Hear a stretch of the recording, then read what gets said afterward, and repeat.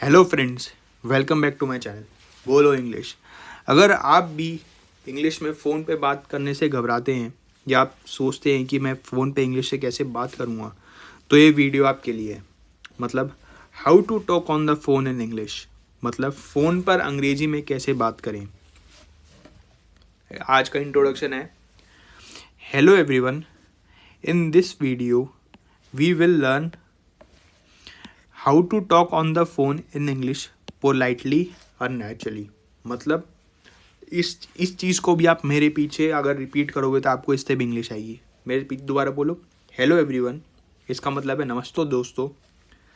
आज के वीडियो में हम सीखेंगे कि फ़ोन पर अंग्रेजी में कैसे शालीनता और सहजता से बात करें। मतलब hello everyone, in this today's video we will learn how to talk on phone in English politely and naturally. जैसे कि जब हमें किसी से how to start a phone call, मतलब कॉल की शुरुआत कैसे करें। जब हम किसी पे फ़ोन करेंगे या किसी का आप पे फ़ोन आता है तो कैसे बोलेंगे, हेलो हेलो, दिस इज़, आपका जो भी नाम है, this is Rohan speaking, may I know who's calling. या कोई आपको जब फ़ोन करता है, अगर आपको नहीं पता ये किसका नंबर है, तो आप क्या बोलेंगे, hello this is Rohan speaking, मतलब आपका जो भी नाम है।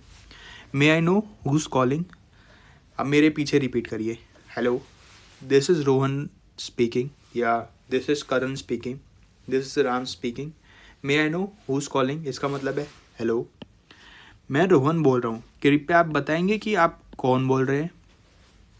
दूसरा है, आप किस पे, अगर आप किसी पे आप फ़ोन करते हैं तो आप क्या बोलेंगे, कैसे बोलेंगे, good morning, could I speak to mister Sharma please. मतलब इसका मतलब ये है कि गुड मॉर्निंग, क्या मैं मिस्टर शर्मा से बात कर सकता हूँ।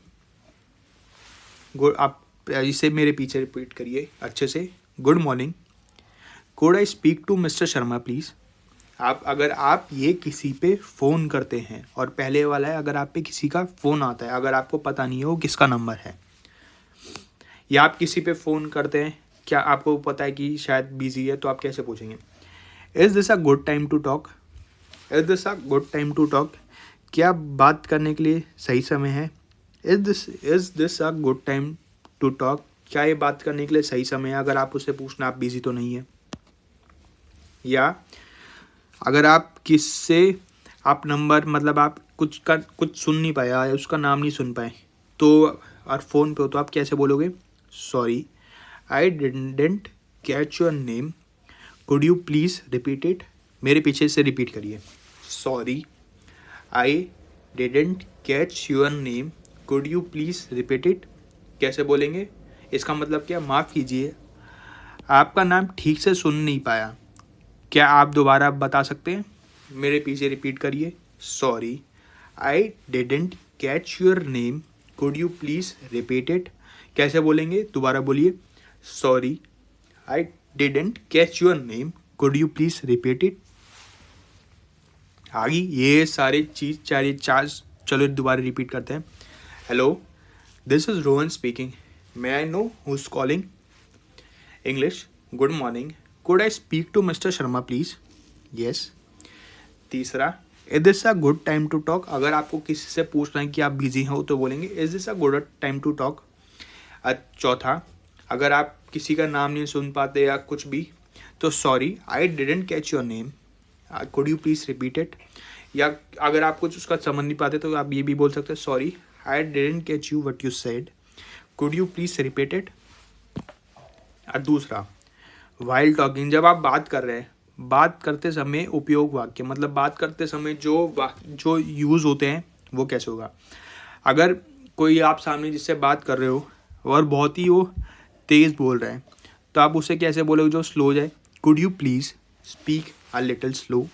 मतलब could you please speak a little slower, मतलब क्या आप थोड़ी धीरे बोल सकते हैं। Could you please speak a little slower, क्या आप थोड़ी देर धीरे बोल सकते हैं।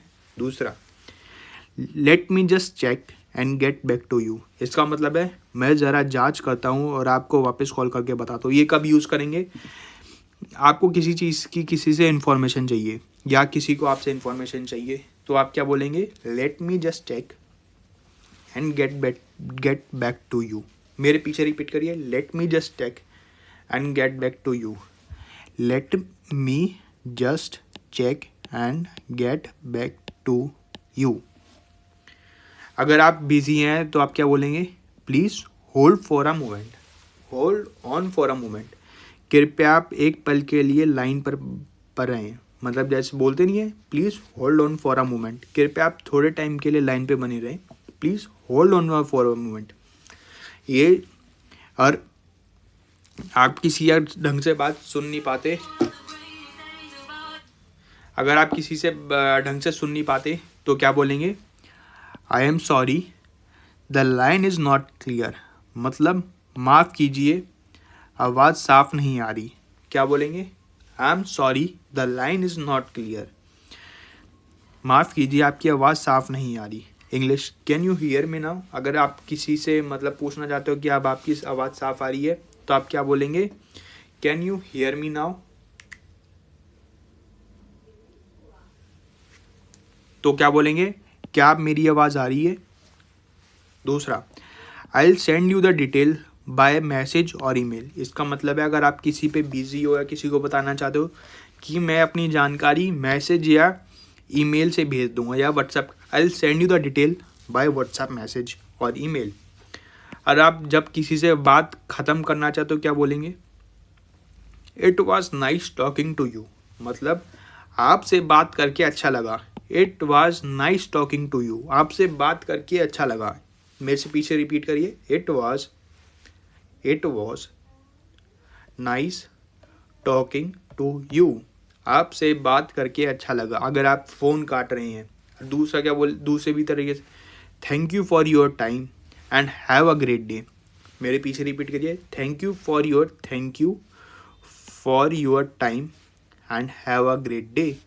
आप समय देने के लिए धन्यवाद, आपका दिन शुभ हो।